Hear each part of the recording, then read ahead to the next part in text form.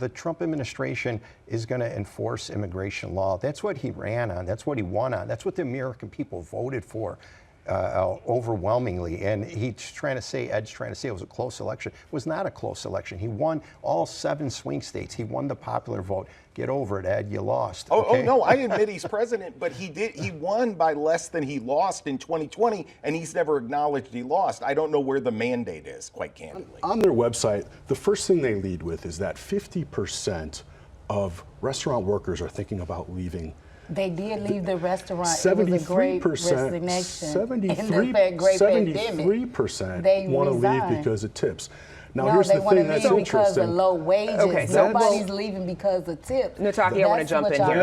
That's been on their website now for 2 years. Okay. So if that were to be the case, we'd have no restaurant industry.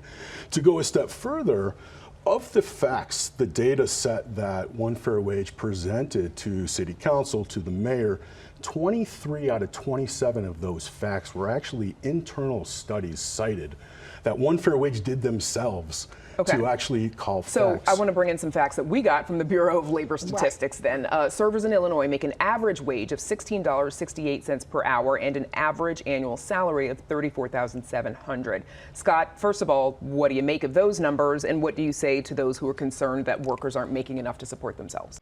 First off tonight, after just 2 days of the conclave, the Roman Catholic Church has a new leader, and he's from Chicago.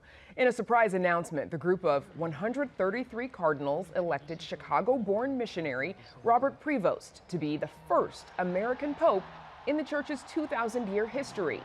The 69-year-old member of the Augustinian religious order will be known as Pope Leo XIV. Paula, what was your reaction to seeing Robert Prevost's election as pope? I was stunned, and then in short order, I was very happy. I think the Cardinals have done. I'm cautiously optimistic for the person that they've chosen. I'm also quite frankly stunned that he was from Chicago and American. No, I don't think anyone expected that. The White Sox have claimed him as a fan, as have the Cubs. Right. My joke around the office is that the Cubs are going to win because now they've got a main line to the big guy. But do you think either team might have a better season next year if they've got the Pope in the pocket? The White Sox are going to need a lot more prayers even from the Pope than the Cubs are. The Cubs are already rolling. If I was him, I would just pick the lead horse and ride that. But really, I'm sure you all saw as well, Jay Wright from Villanova, many other people from the Big East Conference are like, hey, this is our guy. Yeah. We now have, not only does Villanova have 2 national titles in the last 15 years, they also have a Pope as an alumni. This is amazing. Lawmakers just dropped a long-awaited plan to reform oversight of Chicago area public transit. Meanwhile, they're still figuring out how to address potential Medicaid cuts and federal funding uncertainties as the legislative deadline approaches. Our Nick Blumberg joins us now live from Springfield. Nick, what is in this new transit bill? Well, Brandis, this measure would replace the Regional Transportation Authority with the new Northern Illinois Transit Authority. It would be empowered to coordinate things like fare policy and major capital projects. Now, CTA, Metra, and PACE, they'd essentially be operational divisions focused on running buses and trains. Now, lawmakers have been clear there won't be revenue to fill transit's massive budget gap next year without reforms, but that revenue is not in this bill. Now, given the complexity of the change, the measure creates a runway with a working group set to be seated by April of next year. Other provisions include things like a transit ambassador program, and that working group would also be charged with coming up with a report on potentially creating a transit police force. In this congressional address Tuesday, Trump reminded us that this isn't the first time he's launched tariffs. Let's take a listen. The tariffs will go on agricultural product coming into America, and our farmers starting on April 2nd. It may be a little bit of an adjustment period. We had that before when I made the deal with China, $50 billion of purchases, and I said, just bear with me, and they did. They did. Probably have to bear with me again, and this will be even better. Evan, do you think farmers can bear with him for a second time? Alderman Quezada, you and several other alder people, you were there to resist the arrest. Tell us what happened once you got there. So when we arrived on scene, we saw a number of community members who were family members or residents or neighbors of the people who had been detained. We're trying to find out what was going on.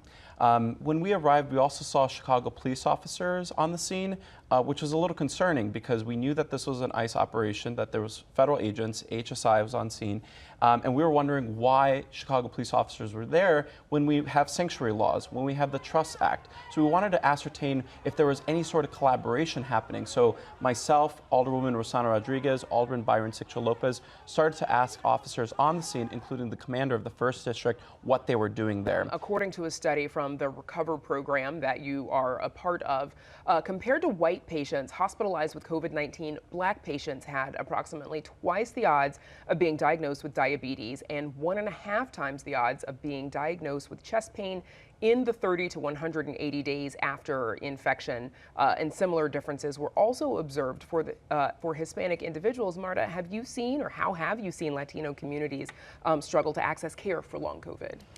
Well, we were down in the trenches trying to vaccinate people, and many people did not know how to access a vaccine. They were afraid of going to clinics because of traditional fears. So that was problem number one. According to the University of Michigan's Poverty Solutions for the 2020-21 school year, so several years ago, we admit, Illinois received about $645 million in Title I funding, which, as we said, supports programming for low-income schools. CPS received about 262, almost 263. Leota Scott, how could, if funding like that is cut, if it's impacted, what is the impact on low-income, and particularly black and brown students in Chicago? Yeah, we have to go back to access. It's having equal opportunity, equal educational opportunity for everyone, every individual. And so that's what we missed by doing that. You came to the U.S. in 2014 from Venezuela and have the 2021 protected status until September. You also have built a business in Chicago with your family. How would you say that this will affect you? Well, right now, our family, it's been feeling anxiety and all these emotions that we have, fear, most of them, because we don't know what's going to happen. As our family and a businesswoman, we have employees, we have clients, we have everyone that depends on this TPS to be here and to work and to have, to have a future, because that's the reason why we came here, to have a better opportunities, to have a place that we can feel safe. Karen was known for, obviously, for her mind, right, being very smart, but with that comes, she was known for a lot of very witty responses and retorts. Here's a little bit of some of that. We will never do that 24/7, or we're too old for that. People have to go home and go to bed. Jim Franzik, have you seen him lately?